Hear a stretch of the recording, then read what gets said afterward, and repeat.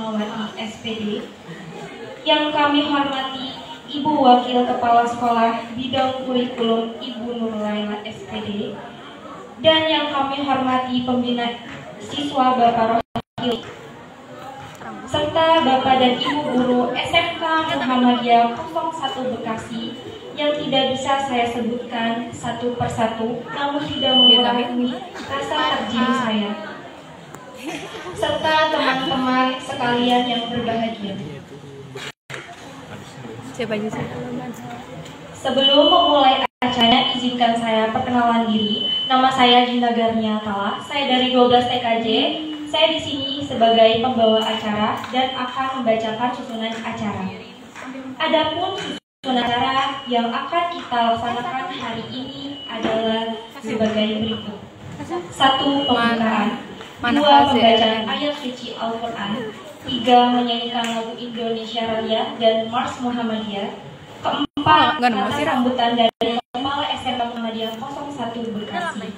Yang kelima, ikrar Sumpah Pemuda. Keenam, seminar materi pergaulan bebas dan bullying beserta sesi tanya jawab oleh Dr. Nur Fadilah SKM MKM. Yang ketujuh, penutup. Untuk membuka acara ini, marilah kita buka dengan mengucapkan lafaz Bismillah. Bismillahirrahmanirrahim. Selanjutnya pembacaan ayat suci Al-Quran Surah Al-Kahfi ayat 10-13 yang akan dibacakan oleh Abdul Kohar kelas 10 TKJ. Waktu dan tempat kami persilakan.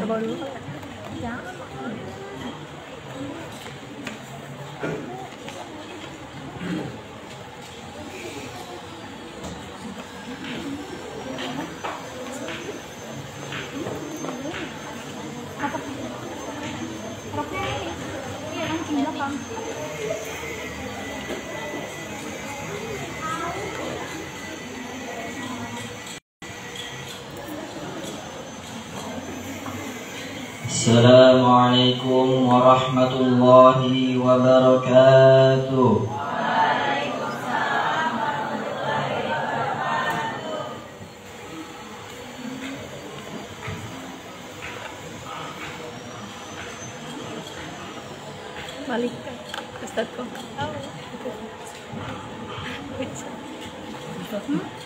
A'udzu billahi minasy syaithanir rajim. Bismillahirrahmanirrahim.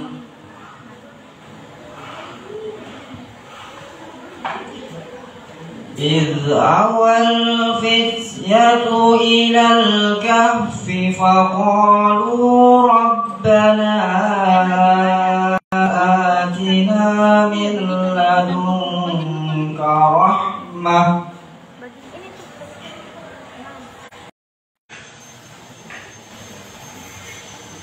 فضربنا على آذانهم في الكهف سنين عددا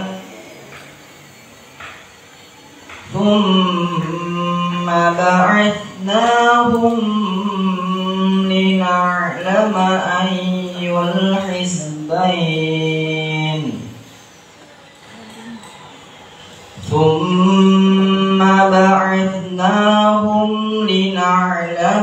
أي الحزبين أحصى لما لبثوا أمدا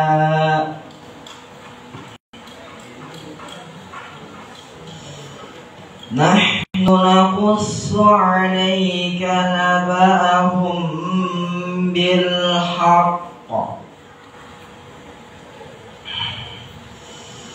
نحن نقص عليك نبأهم بالحق إنهم فتية آمنوا بربهم وزدناهم هدى صدق الله العظيم. Assalamualaikum warahmatullahi wabarakatuh.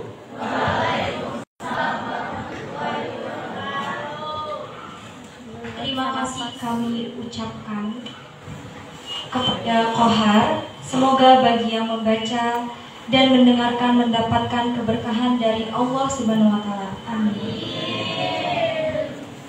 Acara selanjutnya menyanyikan lagu Indonesia Raya dan Mars Muhammadiyah. Hadirin dimohon untuk berdiri.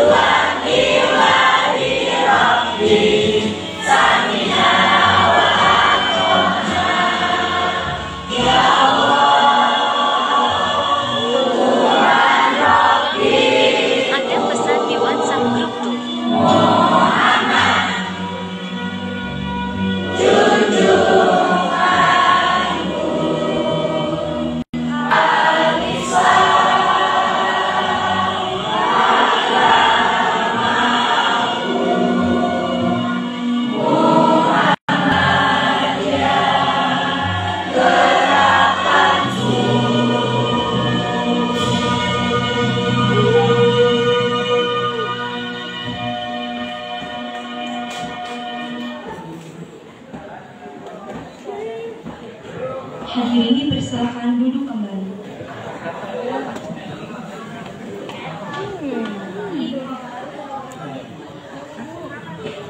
Selanjutnya, sambutan oleh Ibu Kepala Sekolah SMK Muhammadiyah 01 Bekasi kepada Ibu Diah Sukmawati SPD. Kepada Ibu Ima Diah Sukmawati kami persilakan.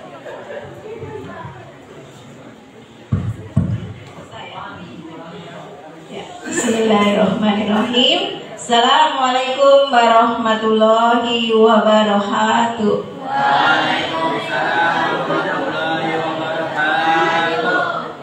Terima kasih. Alhamdulillahi ladzi wassalatu wassalamu ala anbiya'i wal mursalin wa ala alihi washabi ajmain amma ba'du. Asyhadu an la ilaha illallah wa asyhadu anna Muhammadan abduhu wa rasuluh.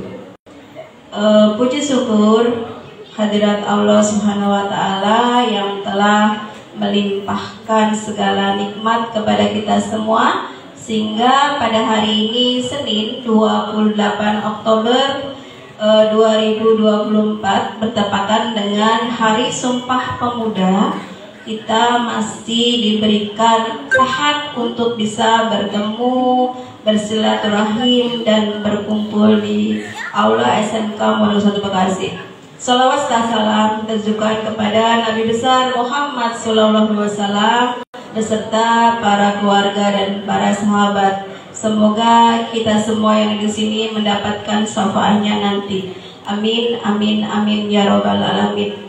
Yang saya hormati Ibu Wakil Kepala Sekolah Bidang Kurikulum Ibu Nur Laila SPD, juga selaku Koordinator Kegiatan P5. Yang saya hormati Bapak Rohili selaku Pembina Siswa SMK Muhammadiyah 01 Bekasi.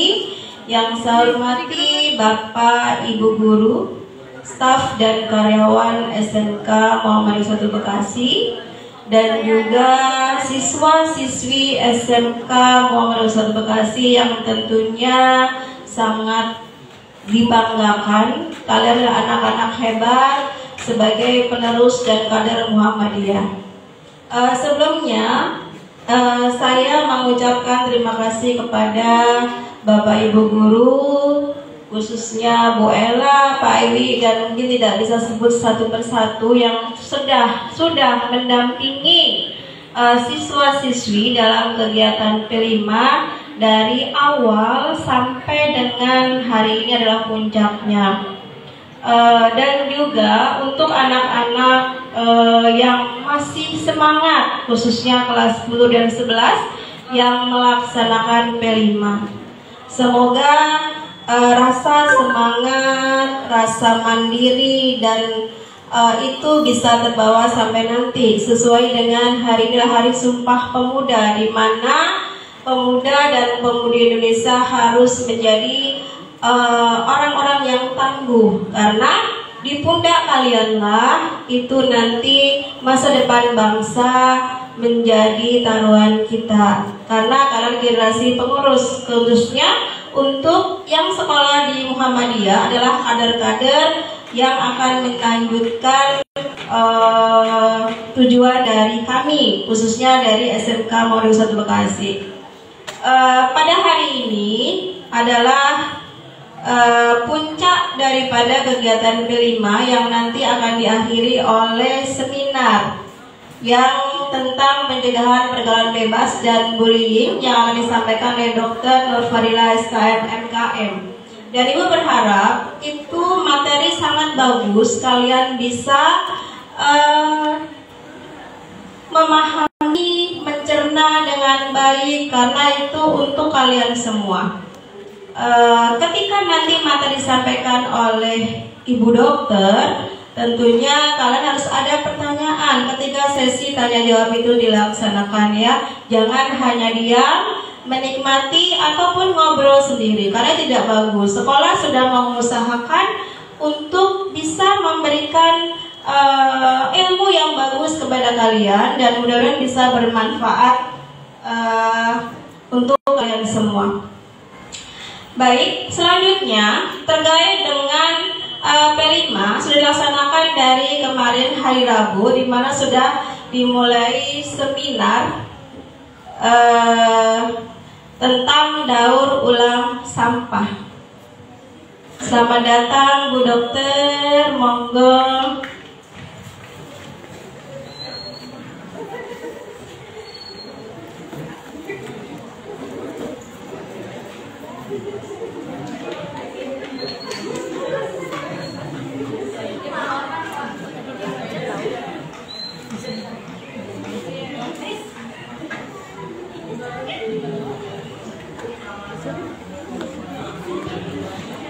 Selamat datang Bu Dokter.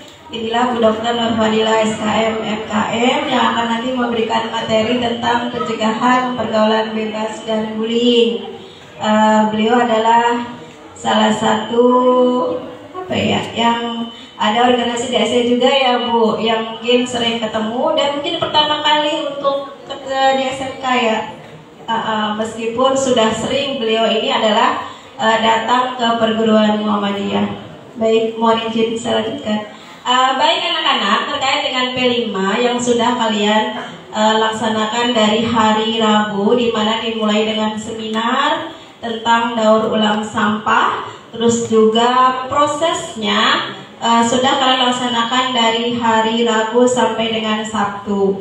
Jadi apa yang dihasilkan itu nanti mungkin akan bisa dilihat hasil karya dari produk yang tidak bisa dipakai sudah bisa dipakai. Mungkin nanti dari Bapak Ibu guru, teman-teman, atau kalian semua khususnya kelas 10, 11, 12 bisa melihat hasil karya dari adik-adik kalian yang ada di kelas 11 TKJ.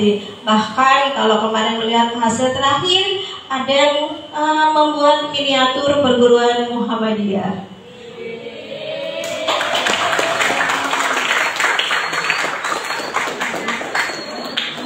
Untuk yang membuat miniatur perguruan Muhammadiyah, silahkan untuk berdiri. Kelas 10 TKJ.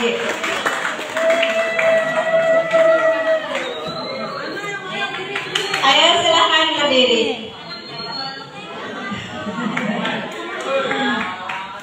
Gak ada yang mau berdiri. Ini lagi disunting ini masalahnya.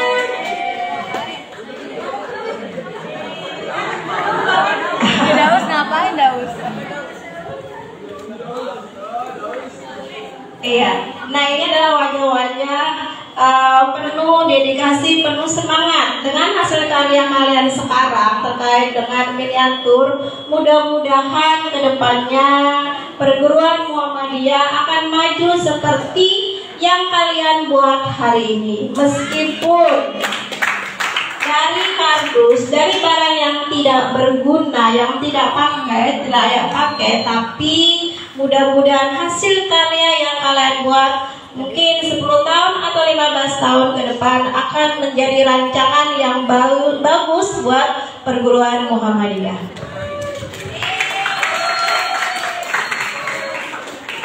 Silakan duduk kembali. Terus selanjutnya terkait dengan Sumpah Pemuda yang hari ini diperingati, Ibu berharap mudah-mudahan dengan apa yang kalian nanti dapatkan, kalian hasilkan, bisa kalian mempunyai semangat yang bagus karena perjuangan dari para pahlawan yang dulu sungguh luar biasa. Di tangan kalianlah, di pundak kalian adalah masa depan yang kami gantungkan. Karena kalau bukan kalian, siapa lagi yang menjadi kader-kader Muhammadiyah? Tetap semangat, tetap belajar untuk meraih mimpi yang kalian inginkan. Tentunya diiringi dengan akhlak yang baik, akhlak yang bagus untuk mewujudkan mimpi tersebut. Mungkin itu saja yang bisa Ibu sampaikan. Kurang lebihnya Ibu minta maaf. Wassalamualaikum warahmatullahi wabarakatuh.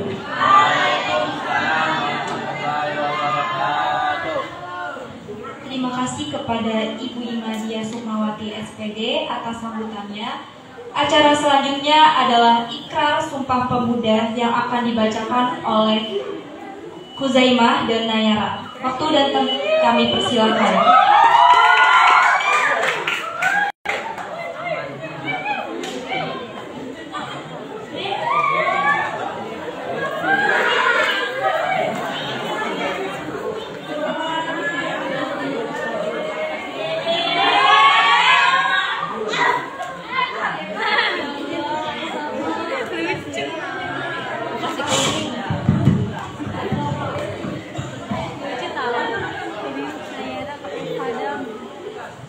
kurang ke depanan. Ini papan. Assalamualaikum warahmatullahi wabarakatuh.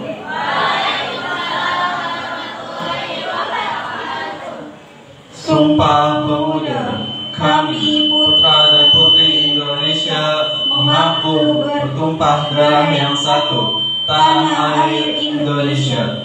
Kami putra dan putri Indonesia mengaku berbangsa yang satu, bangsa Indonesia. Kami putra dan putri Indonesia menjunjung bahasa persatuan, bahasa Indonesia.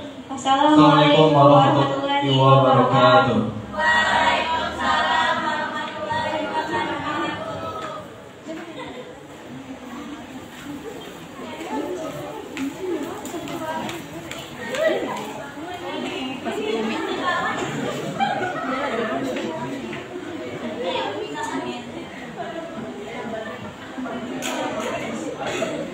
Terima kasih untuk Nayara dan Huzaimah.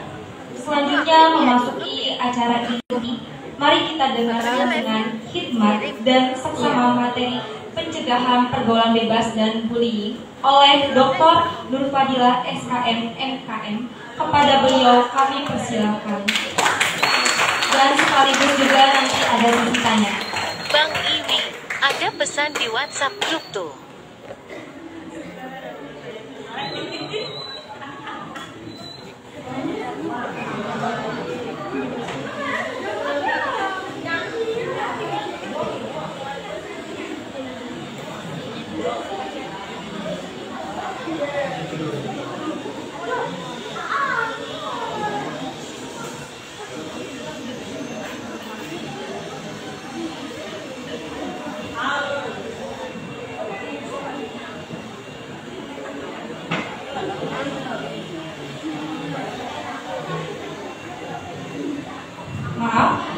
Baik, sebelum kita memulai acara seminarnya, kita tutup dulu dengan mengucapkan lafaz hamdalah.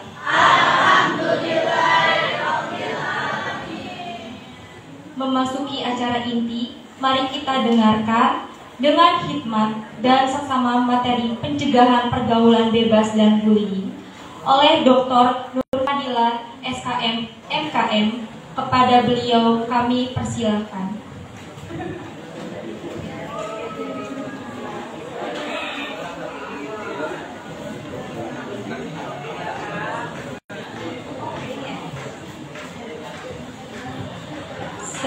Sebelum memulai, saya bacakan dulu yang ada di depan. Nama Nur Fadilah, dosen FKM UMJ, Fakultas Promotor dan Teknologi Kesehatan Masyarakat Indonesia, Majelis Kesehatan Pimpinan Wilayah Aisyah DKI Jakarta. About me, lahir hingga menyelesaikan pendidikan dasar di Bekasi, pendidikan menengah di Bima, NTB, melakukan beberapa penelitian perilaku kesehatan remaja di Bima dan Jakarta. Education, Universitas Muhammadiyah Jakarta 2001, pendidikan kesehatan dan Bima dan ilmu perilaku. Universitas Indonesia 2009, Kesmas Kesehatan Reproduksi. Universitas Negeri Jakarta 2022, Pendidikan Kependudukan dan Lingkungan Hidup. Experience, pelatihan, promosi kesehatan, advokat kesehatan, TOT HIV, KPAN, Surabaya. Penelitian kesehatan reproduksi remaja, program terapi perumahan metadan, penggunaan kondom pada pasangan menikah, fokus kajian pendidikan pubertas, hypermedia, disaster management. Buku Pubertas yang Menghadapi Remaja Suara, Virus Kemali, Hindari Promosi Kesehatan, Analisis Situasi, Bonus Demografi, Program Terapi Rumahan Metadan, 0821 1455 6118. Emailnya nurfadilah@umj.oc.id. Pada beliau kami persilakan. Baiklah. Iya.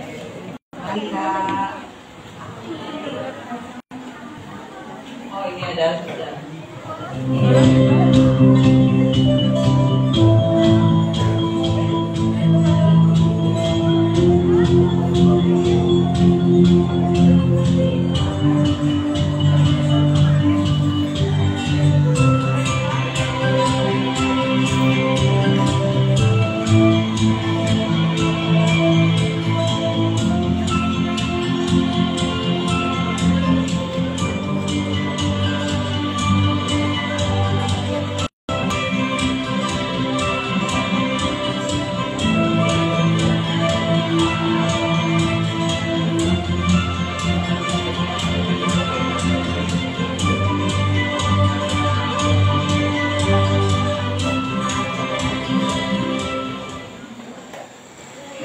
Baterainya habis ya? Assalamualaikum warahmatullahi wabarakatuh. Waalaikumsalam warahmatullahi wabarakatuh. Beneran? Lagi ya, bergemuruh ya, ada ya Kak. Ya, kenapa Kak? Ada yang cemburu, mana? Ada tsunami di hatinya. Coba cerita yang lagi suasana hatinya bergemuruh. Mana? Oh, yang baju merah. Ih, banyak yang baju merah. Dia gitu aja Yang mana? Yang baju merah yang ini kan harus diekspresikan. Tapi mengekspresikannya itu langsung banget ya, masuk ke batin. Mengekspresikannya itu tidak boleh mengakibatkan orang lain terluka, ya kan? Jadi belajar cara mengekspresikan yang nyaman buat orang lain. Jadi kita sehat, orang lain juga tidak terluka. Jadi jangan sampai toksik buat orang lain, ya. Oke, hari ini kita mau diskusi tentang apa? Ada masalah di sini di sekolahan? Banyak. Oh, coba ceritain masalahnya apa? Yang baju merah bermasalah banget.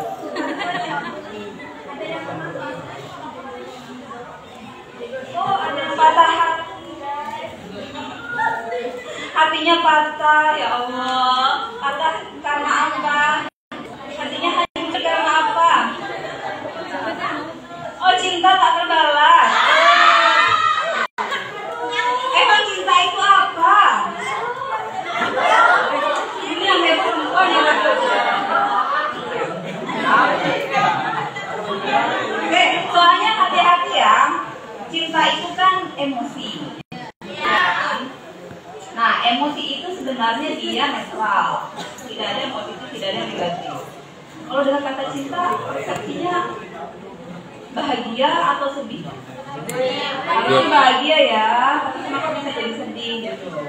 Jadi yang mengakibatkan dia bernilai itu kitanya, kita yang mempersepsi. Nah, cinta itu adalah emosi primer. Emosi primer, nanti dia bisa terpecah ya, terbagi menjadi emosi sekunder. Contohnya ya, emosi itu banyak. Salah satunya cinta. Kemudian cinta itu emosi primer. Pecahannya, emosi sekundernya itu paling tidak ada 3. Yang pertama, cinta yang mengakibatkan kita jadi hormat. Dulu, begitu kalau apa ini. Jadi yang pertama yang mengakibatkan kita menjadi hormat, menjadi sayang, menjadi patuh, misalnya kepada siapa? Cinta kepada langsung pasangan ya. Udah pada punya pasangan semua ini.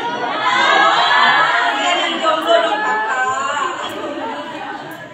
Pertama cinta kepada orang tua dulu. Kalau udah masuk ya, kepada guru. Nah,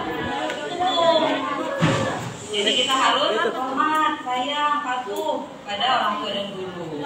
Kemudian Bang Iwi, ada pesan di WhatsApp grup tuh. Tapi kalau dia tidak bisa kita raih, tidak bisa kita genggam, tidak bisa kita peluk, maka itu mengakibatkan rasa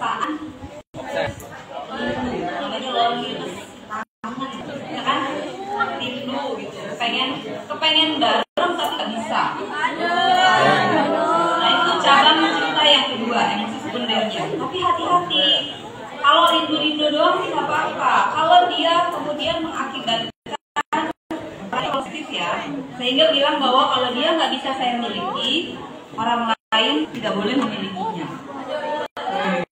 Kalau dia dia harusnya berbahagia bersama saya, ketika dia tidak mau sama saya, dia nggak boleh bahagia sama orang lain. Dia akan menghancurkan bahagia itu. Bahaya kan? Ada lagi satu, cinta yang berkaitan dengan seksualitas. Iya betul. Nah ini nanti akan banyak mungkin kita gali ya, karena itu berkaitan dengan secara natur ya, secara alamiah manusia itu memang memiliki sifat itu, memiliki kebutuhan biologis kalau mereka sudah dewasa. Ya kan? Demi apa? Demikian. Ya, jadi kemarin nih, siapa yang merasa dirinya masih remaja? Ada yang sudah dewasa, ini nggak angkat tangan berarti udah dewasa kan? Mana yang dewasa sekarang? Oh, ada mana yang dewasa? Nggak ada yang ngaku. Anak-anak? Oh, ada yang di belakang. Apa bedanya anak-anak, remaja, dewasa?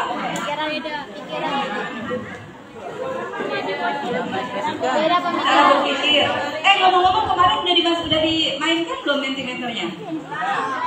Belum ya? Boleh ditayangin kamera. Mau di situ? Apa di sini aja mau pakai Mentimeter yang dulu?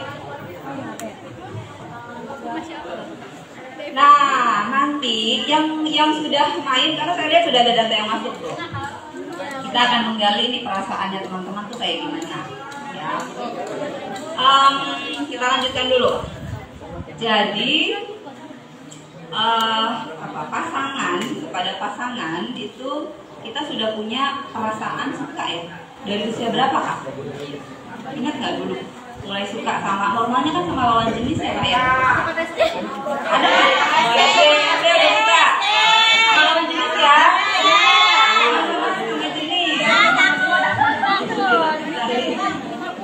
Soalnya banyak sekarang. Banyak sekarang yang sukanya sama sesama jenis. Oke. Kemudian pubertas sudah tahu? Apa? Bisa aja. Apa tanda klinis pubertas? Mimpi. Haid, menstruasi, pinternya apa? Haid atau menstruasi dan kalau pada laki-laki mimpi basah. Ada nggak yang belum di sini? Kau usah tunjuk orang lain, Maca.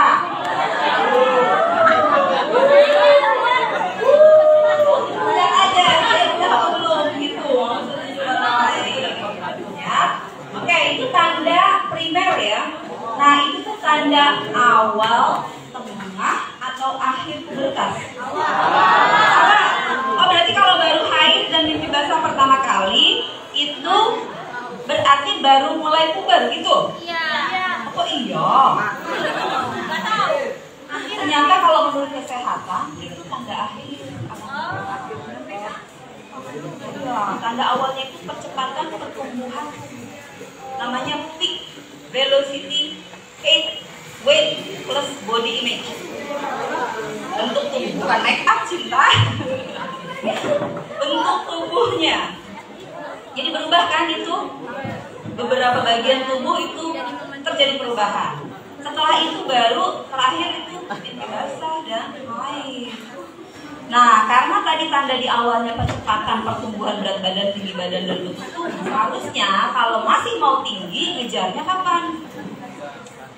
Kemarin waktu belum haid dan mimpi basah. Oh, sekarang udah kapan itu haid dan mimpi basahnya udah berapa tahun ya? Masih bisa nggak ya nambah tinggi? Bisa. SBMK bisa. Bisa, tapi waktunya terbatas ya abang dan kakak. Terbatas dan apa Kak? Gimana caranya? Entar dulu. Ini waktunya dulu. Tenang, jangan goyang semua bagian. Iya loh, satu-satu. Waktunya dulu nih. Masih ada waktu tapi terbatas. Bagaimana caranya? Pertama, apa? Jangan apa? Jangan tidur terlalu malam. Betul. Betul. Kenapa? Karena pertumbuhan badan terjadi pada saat kita tidur. Dan tidurnya bukan tidur yang siang, tidur yang malam. Gimana kalau ada anak yang rajin belajarnya itu kalau malam? Ada ya? Gak bisa belajar siang-siang, harus sepi, hening gitu ya, gak ada suara. Bisanya tuh nanti kalau menjelang subuh misalnya gitu. Ada yang belajar kayak gitu ya? Atau mungkin nanti setelah sholat tahajud jam 2 sampai jam 4 baru bisa belajar. Ada yang kayak gitu? Ada. Tidurnya sebelum tengah malam. Jadi tidur dulu pada isya. Jadi tidurnya dimajuin. Tetap malam kan? Itu caranya. Nanti bangun lagi tuh jam 1, jam 2 cukup. Nanti siang kalau mau tidur sedikit-sedikit apa-apa. Sebelum subuh tidur sebentar apa-apa. Bisa ya Kak? Satu itu. Jadi tidur cukup, istirahat cukup. Apalagi?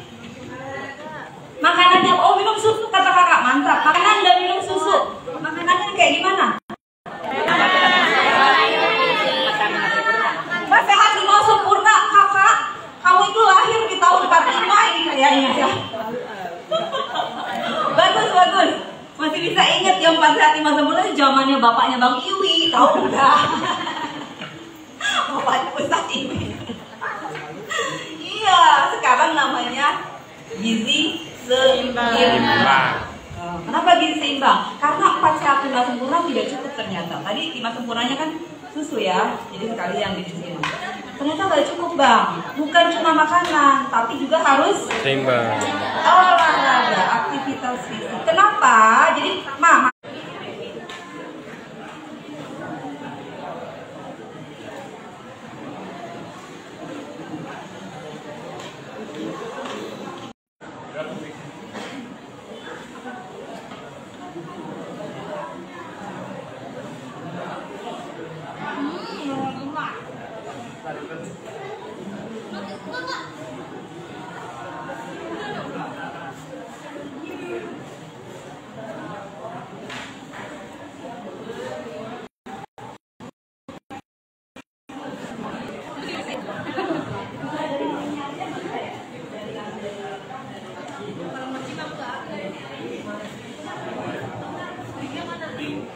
Link apa?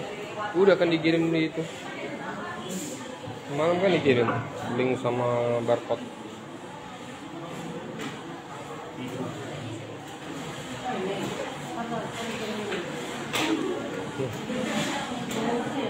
Ya. Nah itu tuh. Nah iya, saya bukan itu mah SMK. Di ini Walas. Dan di Walas kan.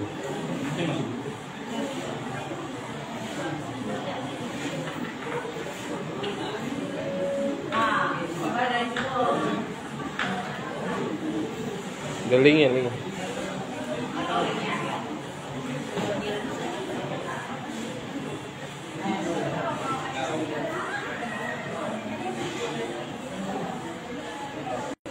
Next.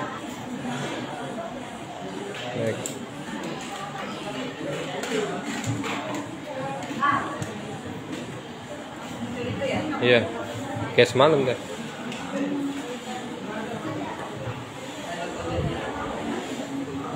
Ada yang udah pernah main Mentimeter? Udah, oke, buka Mentinya ya. Kodenya 5589 9550. 5589 9550. Itu nyebar ke tuh. Nah, itu. Oke. Kita lanjut. Serap kalau tidak bergerak. Bergeraknya berapa banyak? Berapa? Berapa itu? Jadi makan siangnya tadi kurangi ya kakak? Sudah makan risol lengkap. Yang kurang apa sayur. Harusnya berapa banyak sayur? 2 kilo. Lu mau hajatan. Pernah dengar isi piringku nggak? Nah ya, nah nanti ya kalau belum pernah dengar nanti boleh dicek. Isi piringku itu adalah konsep setiap kali makan, setiap porsi makan itu harus mengandung apa aja berapa banyak. Ya, 1 piring sekali makan harus dibagi 2 dulu. Bagi 2 dulu. Setengahnya isinya adalah sayur dan buah. Sebelahnya lagi baru karbo dan protein. Bang Iwi, ada pesan di WhatsApp grup tuh.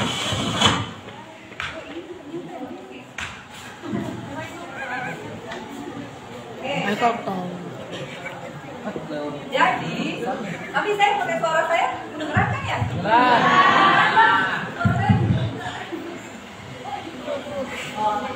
Ganti, cek. Jadi, separuhnya itu tadi sayur dan buah.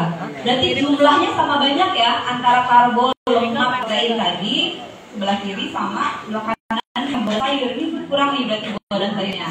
Berarti nanti siang sama sore banyakin sayur. Gitu caranya ngebaginya. Baru makan 1 risol ya. Gimana kalau sebelahnya ada selain risol apa tuh? Mochi. Mantap. Sama lontong, ini karbo semua guys. Hati-hati. Gak apa-apa ya sekali-sekali ya. Nanti ukur diri ya. Kalau merasa itu udah susah-susah nih pakai baju ya, udah sempit-sempit nih baju saya nih ya, kurang-kurangi makan yang karbonya gitu ya. Terus kalau lemak gimana? Nah, hati-hati tadi makanan olahan kayak gitu ya Kak, karena mereka banyak mengandung hormon, ya kan? Nah, hormon itu mengakibatkan tadi percepatan pubertas kita. Ya, tadi teman-teman yang sudah masuk ke Nanti sudah sampai mana? Pertanyaannya udah semua? Kalau sudah selesai pertanyaannya semua, masuk ke materi, kasih tahu ke saya. Oke, kita lanjutkan dulu. Jadi, sekarang udah tahu nih apa yang harus dilakukan supaya pertumbuhan tubuh kita dibuktikan ya, bahwa itu akan mengakibatkan pertumbuhan tubuh kita baik. Ada hal-hal yang mengakibatkan pertumbuhan tubuh kita berhenti. Jadi pertumbuhan tubuh kita bisa terganggu, bahkan berhenti gara-gara apa? Apa? Keracunan. Cacingan. Infeksi ya, penyakit infeksi. Oke. Ada beberapa hal memang. Tapi kalau dilihat dari perilaku nih, kesehatan reproduksi ini karena mengaku remaja semua. Sementara remaja itu tandanya adalah percepatan pertumbuhan tubuh tadi. Ada hal-hal yang mengakibatkan pertumbuhan tubuh itu terganggu. Yang pertama dan yang paling banyak mengakibatkan penghentian ya pertumbuhan tubuh itu tadi aktivitas yang tidak sehat dan tidak bertanggung jawab, yang seharusnya tidak dilakukan oleh remaja. Nah, ini masuk ke dalam masalah kesehatan reproduksi remaja, namanya triad KRR. Triad kesehatan reproduksi remaja, triad KRR. Yang pertama, seksualitas. Satu kali abang dan kakak melakukan aktivitas seksual pertama kali, hormonnya langsung berubah. Hormon pertumbuhannya berhenti kan. Coba kalau teman-teman lihat, kalau di jalanan tuh ya suka ada anak-anak yang berkeliaran gitu ya. Perhatikan deh tinggi badannya, masih kecil-kecil atau pada besar? Tinggi pendek ya biasanya ya. Ada yang sama berdua gitu, laki perempuan ngamen gitu, ada? Ada yang bawa anak-anak? Banyak. Bawa bayi, bawa balita gitu, ada?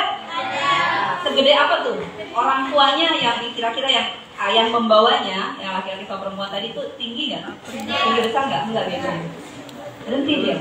Jadi masalahnya bukan KUA ngeluarin surat nikah apa enggak, bukan masalah di nikah. Masalahnya itu di aktivitas seksual.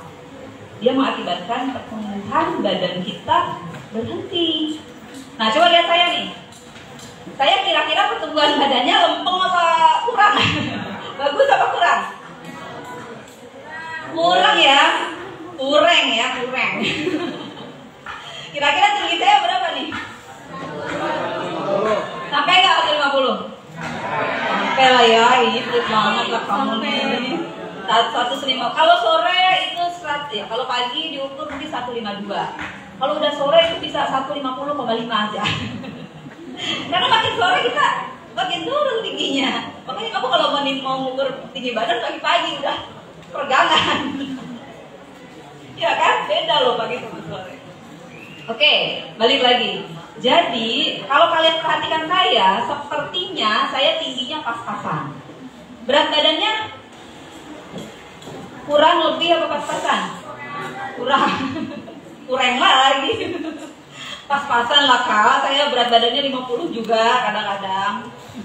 49-50. Nah, itu kelihatannya pas-pasan ya. Kakak pasti banyak yang lebih tinggi daripada saya. Ya kan, kalau dijembrengin, dijejerin. Nah, tapi perhatikan, anak yang nanti kakak dan abang akan lahirkan, abang nggak melahirkan ya, abang membuahi. Yang nanti akan kakak lahirkan, bisa nggak dia tingginya 180? Bisa, dan saya sudah membuktikan. Anak saya itu tinggi sekali. Iya, nanti kalau kepo lihat Instagram saya. Mana Bang Iwi lihat ya? Oh, anak saya tidak dilihat sama Bang Iwi. Berapa tingginya tuh Bang? Pokoknya tinggi dah. Tinggi sama anak saya tuh. Jadi tidak berarti kita itu kalau misalnya sekarang pertumbuhannya tuh segini gitu ya merasa kecil hati. Asal jangan yang tadi itu. Jangan melakukan aktivitas seksual pada saat belum menikah. Kalau kamu udah nikah itu menjadi halal ya. Jadi masa dewasa terjadi ketika kamu mulai haid dan mimpi basah kan? Pertumbuhan tubuhnya masih bisa tapi tinggal sebentar. Jangan merusak dengan aktivitas seksual. Tadi permasalahannya yang pertama adalah seksualitas. Kalau udah seksualitas, akibatnya itu nanti akan terkait dengan masalah kedua. Udah masuk ke materi tadi gambarnya yang segitiga. Ya, lihat yang segitiga. Apa sebelahnya tuh? IMS. Apa IMS? Infeksi menular seksual. Salah satunya HIV dan AIDS. Itu orang yang paling takut. Paling takut tuh HIV dan AIDS. Udah tahu apa itu? Kenapa? Nggak ada obatnya ya Kak? Iya. Ada ART loh. Antiretroviral. Apakah itu obatnya? Tidak. Antiretroviral itu hanya menekan jumlah virus. Retro itu artinya kalau virus itu dia makhluk setengah hidup setengah mati ya Bang. Jadi dia bukan makhluk sempurna hidup. Hidupnya cuma setengah. Nah dia mereplikasi dengan proses retro tadi. Jadi menduplikasi RNA-nya. Dia nggak punya DNA kayak manusia. Dia cuma punya RNA.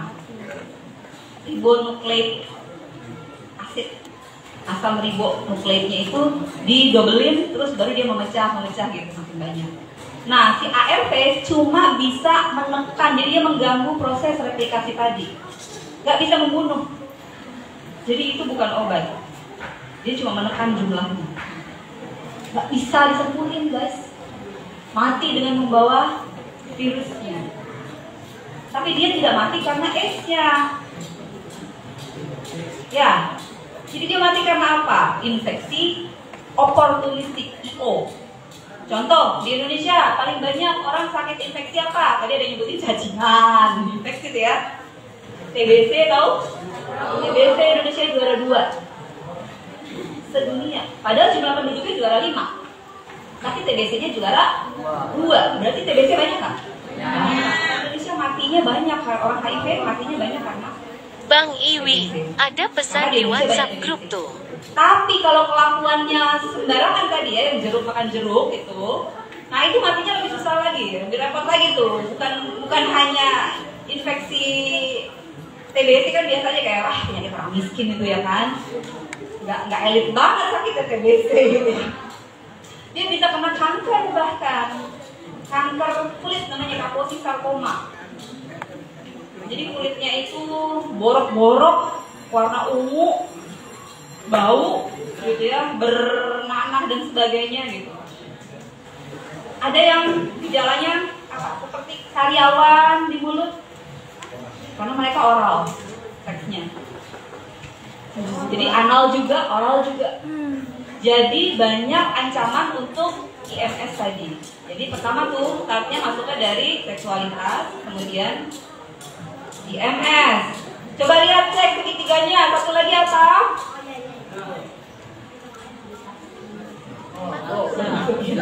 Nafza. Apa nafza? Narkotika. Artinya psiko. Tropika. Psiko itu artinya apa? Psikologis. Apa tuh? Mental. Ya, emosi. Ya kan? Jiwa. Jadi itu obat orang sakit jiwa, guys. Psikotropika. Tropika itu kan obat. Ya kan? Obat-obatan untuk orang sakit jiwa. Jadi jangan diminum itu, nanti kamu yang kena.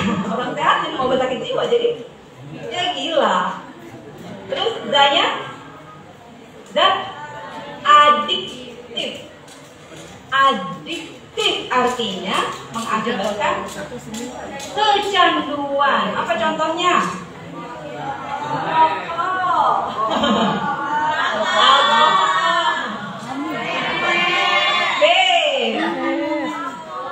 Vape sama rokok nih, kita ngomong itu aja deh, yang gampang. Mana yang lebih aman, vape sama rokok? Dua-duanya. Dia bilang vape itu lebih aman. Dia nggak tahu.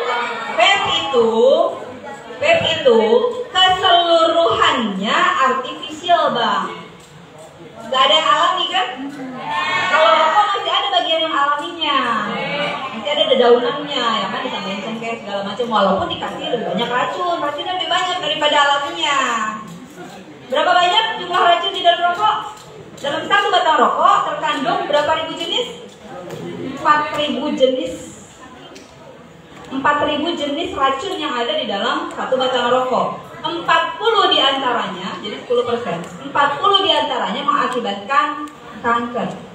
Namanya karsinogenik gitu.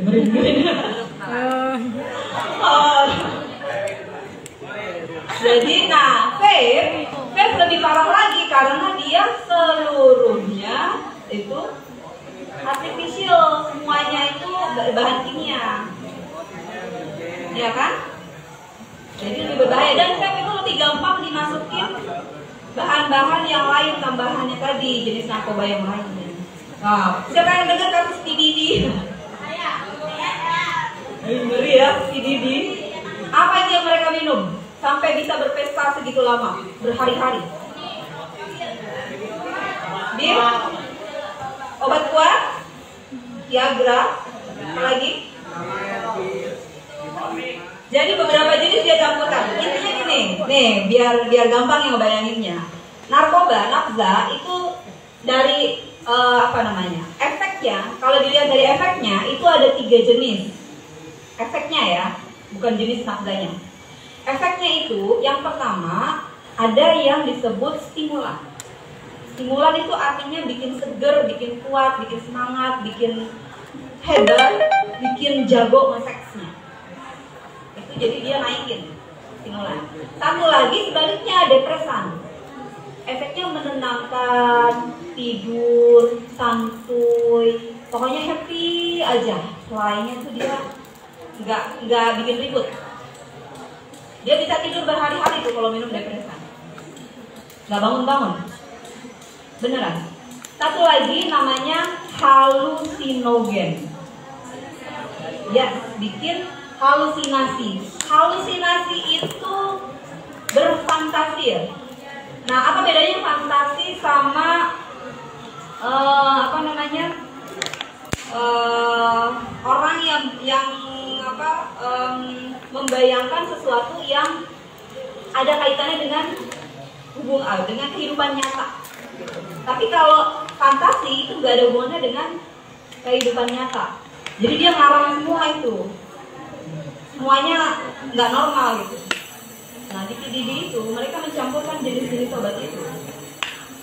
supaya pada saat yang sama dia kaku, apa namanya, kayak orang, apa namanya, linglung, kram, jadi kelihatannya kayak orang kuat, padahal dia sebenarnya kram itu. Dia bangun gitu kan sepanjang hari, sepanjang malam, pesta gitu. Kemudian pada saat yang sama nafsu seksnya meningkat.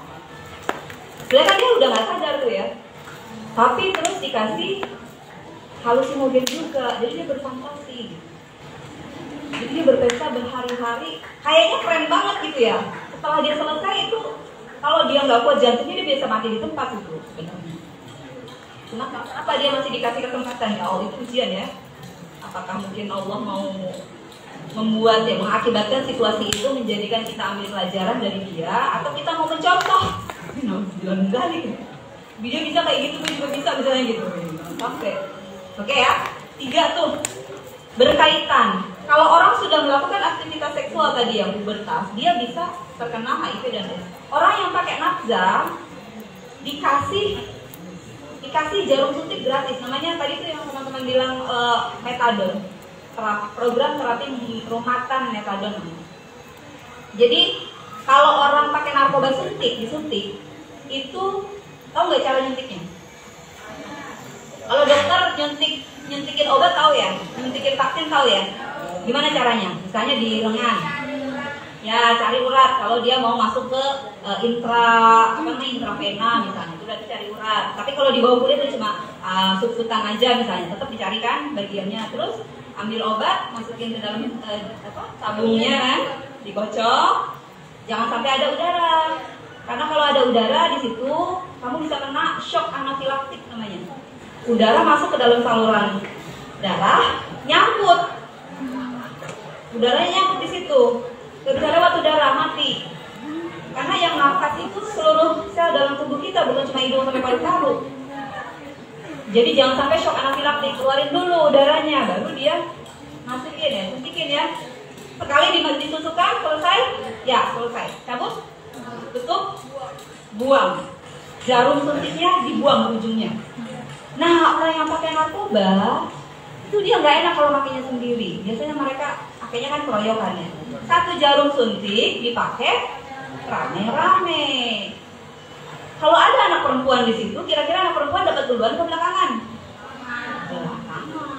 Jadi jangan coba-coba pakai narkoba suntik anak perempuan. Itu dia sendiri yang bilang sama saya. Belakangan nggak dapat di kita, kenapa mereka dapat HIV? Kemudian apa yang dia lakukan?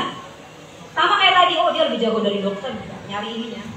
Saya itu mau diambil ini udah kiri kanan, mau tes darah ya, susah banget nggak ketemu, padahal sebenarnya ada yang itu, nggak bisa dia ketemu. Akhirnya diambil udah di sini udah 4 kali tuh dia tusuk berkali-kali, baru dia bisa dapat. Tapi kalau pakai narkoba cepet banget dia dapat. Ya begitu dia dapat, nih dia campurin di sini, harusnya dicampurinnya sama aqua destillata, sama air murni. Tapi kalau nggak ketemu aqua destillata, air apa aja kan? Air mancur, air kobokan dipakainya juga buat nyampur kan? Terus apa? Dia masukkan nih ke dalam saluran pembuluh darahnya, tapi enggak semua, separuhnya. Jadi yang dari tabung dia dorong separuhnya, terus dia pompa keluar darahnya, dia tarik, set, jadi darah masuk ke dalam tabung, ya kan? Dia kocok, masukin, keluarin, nggak sampai penuh gitu, setengah, tarik setengah, terus tarik darah gitu, beberapa kali. Di situ dia enaknya tuh. Dia sendiri yang bilang guys, saya dengar dari orang tua. Kemudian baru terakhir dia masukin setelah beberapa kali. Kira-kira menurut Ngana, ada nggak ada ketinggalan di tabung itu? Ada banget. Ada nggak ada ketinggalan di jarum suntiknya? Ada. Itulah yang mengakibatkan gampangnya tertular, saling menularkan. Bukan hanya itu, bukan hanya HIV, tapi hepatitis A, B, C, D, E, sampai Z. Banyak akibatnya. Nah, makanya tadi ada tuh program terapi rumatan metadon, mengganti, jangan pakai jarum suntik. Tapi ada juga program yang kasih jarum suntik gratis. Luar biasa mereka difasilitasi ya. Oke, saya risetnya di metadon tadi supaya mereka pakainya oral. Diminum aja narkobanya. Itu dikasih gratis juga. Nah, kalau mereka yang dikasih jarum suntik, pasti paketannya dikasih kondom. Terus saya datang ke tempat orang itu yang LSM-nya itu kan namanya Orbit. Itu kondom dong guys, numpuk udah gak buat di gudang, di ruang tamu isinya kondom. Di luar sampai ke teras di halaman itu kondom berbox-box gitu. Lah dia nggak bisa menerima kita sebagai tamu, ya jadi kita duduk di sampingnya kondom. Terus saya tanya, kenapa ini nggak dibagikan? Ya kan ngapain kita duduk bareng? Tapi nggak mau. Jadi dia bilang gini, orang-orang nggak mau ngambil kondom ketika dia ngambil jarum suntik, padahal itu paketannya. Terus saya tanya, kenapa dia nggak ambil? Terus dia bilang, kita kan pakainya depresan. Jadi orang pakai narkoba suntik biasanya tuh isinya depresan, obat yang bikin tenang tadi katanya. Obat depresan itu tidak meningkatkan libido. Jadi dia nggak kepengen nge-seks kan? Ya nggak perlu dong, dia bilang gitu. Benar apa betul? Betul-betul oneng. Kenapa? Karena kalau mereka pakai bareng-bareng, siapa yang jamin barangnya sama yang dia pakai? Kan bisa aja yang lain minum stimulan, ya kayak tadi di itu. Terus orang yang pakai stimulan atau yang pakai halusinogen ngerjain orang yang pakai depresan bisa nggak? Bisa, sadar nggak dia? Kagak. Dia nggak tahu apa yang dia lakukan. Di situlah onengnya mereka. Kalian nggak perlu coba-coba, saya udah lihat sendiri. Dia udah ngaku sendiri sama saya. Oke, balik ke seksualitas tadi. Oke ya, kita suka sama lawan jenis itu normal, bagus, hati-hati, tahu aja apa namanya batasannya. Kita kan diajarin ya anak mama dia, saya percaya insya Allah ya. Kita saling menjaga ya guys. Jangan sampai jadi jeruk makan jeruk. Kenapa sih jeruk makan jeruk ini? Tadi kita udah bahas sedikit, cara hubungan seksualnya aneh, tidak normal. Dan itu resikonya jauh lebih tinggi, 23 atau 28 kali, bahkan bisa terakhir 32 kali lebih beresiko untuk menularkan HIV. Kenapa? Karena pasti akan terjadi luka. Orang di tempat yang benar aja bisa jadi luka dan berdarah, apalagi di tempat yang gak beres. Emang kalian pikir mulut itu aman? Emang kalian pikir kalau lagi sikat gigi terus tiba-tiba ada gusi yang berdarah kalian sadar? Kalau ada gigi yang bolong, tahu? Tahu. Kalau udah gede bolongnya kak, udah ngilu ya kan? Udah ngilu karena itu udah kena sarafnya. Kalau masih di luar-luar kan kita nggak tahu. Iya. Jadi dia bisa masuk dalam situ guys. Kemarin bulan ya, nggak sampai sebulan yang lalu, kira-kira 2 atau 3 minggu yang lalu, kami dari UMJ datang ke salah satu puskesmas di Bogor, ketemu sama ODIF, orang dengan HIV. Jadi seluruhnya perkumpulan itu isinya orang dengan HIV, dengan berbagai latar belakang tempat dia terkena. Ada yang LSM tadi ya, ada anak SMA apa SMK ya, SMK kayaknya perempuan, dia TBC. Terus pas dites orang TBC di Indonesia itu akan selalu dites HIV, programnya TB HIV. Jadi semua orang yang TBC itu akan dirujuk untuk dites HIV. Ternyata dia HIV positif, perempuan. Rupanya dia, kalau menurut informasi dari petugas kesehatan, rupanya dia jarukan jeruk dari SM. Jadi nggak cuma laki-laki yang dijaga ya. Nah mereka itu dikasih pasangan juga tuh, dikasih kondom gratis juga. Wah repot ya di Indonesia ya, tapi ada proyek kayak gitu. Makanya udah deh nggak usah jauh-jauh kita dari situ ya. Nah yang berikutnya coba, next abang. Udah tahu ya 3 hal itu ya. Next. Setelah itu kita akan lihat kenapa sih masalah-masalah tadi itu penting, itu datanya tuh. Ini data, kalau teman-teman lihat di handphone, itu adalah data survei tahun 2017 DKI ya. Saya minta mahasiswa saya untuk nanya ke adik-adiknya di SMP, SMA. Terus temuannya, mereka yang melakukan aktivitas seksual itu jumlahnya sekitar 35% sudah melakukan. Kalau di situ malah lebih parah lagi beberapa jam. Pertama kali melakukan rata-rata usia 17 tahun di situ ya. Di riset saya ada yang ngaku umur 6 tahun. Nah, salah satu kasus yang saya temukan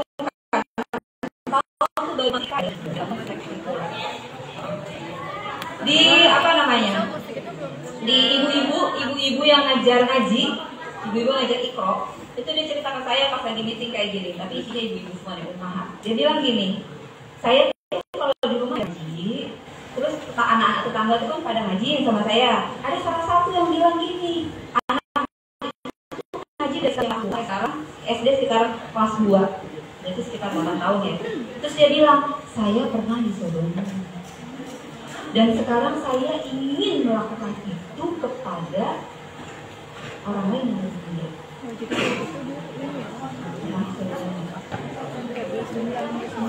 Nah, apa tuh namanya tuh kalau kayak gitu? Itu jeruk makan jeruk dah. Jadi diperkosa sama laki-laki pakai di apa? Perkosanya melalui anusnya. Tapi anehnya dia ingin melakukan itu kepada orang lain gitu. Jadi mereka yang dulunya korban berikutnya adalah menjadi.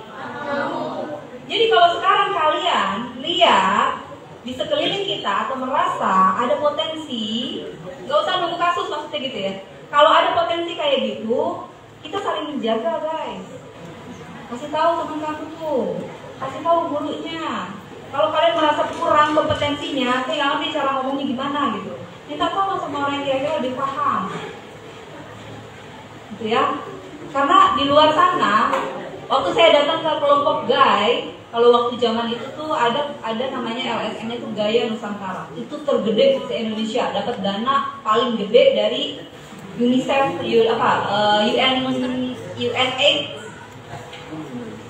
USAID, pokoknya duit yang dari negara-negara luar, negara maju itu, karena emang mereka ngasih dana untuk itu gitu. Mereka tuh orang-orang tuh nanya, ada nggak sih yang udah insaf dari sini? Pertama saya nanya gitu. Terus saya bilang apa? Waduh, ntar saya ditanya lalu pulang lewat mana? Kayak pengen digebukin kita ya. Terus dia jawabnya apa coba? Slow aja, santuy. Dia bilang, kita ini beda ya sama Oh, yang transgender. lagi rame ini. Tahu transgender? Tahu ya, Banci. Banci itu ada pondok pesantrennya. Banyak. Ada. Carilah pondok pesantren Banci, pondok pesantren transgender, cari. Banyak. Terus dia bilang, kita ini emang salah apa? Jadi dia merasa dirinya benar, nggak salah. Bener nggak? Yang nanya tadi insaf bahasanya. Kayaknya dia penjahat banget gitu. Terus dijawab lagi, lu sama apa? Gua kan ngeseknya sama gue, dia bilang gitu. Nggak sama lu gitu kan. Ya lu gak usah ikut lah gitu kan. Gak usah ikut campur gitu kayaknya seolah-olah ya. Ya udah, jangan ganggu. Jangan ganggu. Aduh, jangan ganggu. Bukan itu maksudnya. Oke, berarti saya udah bilang ini beda persepsi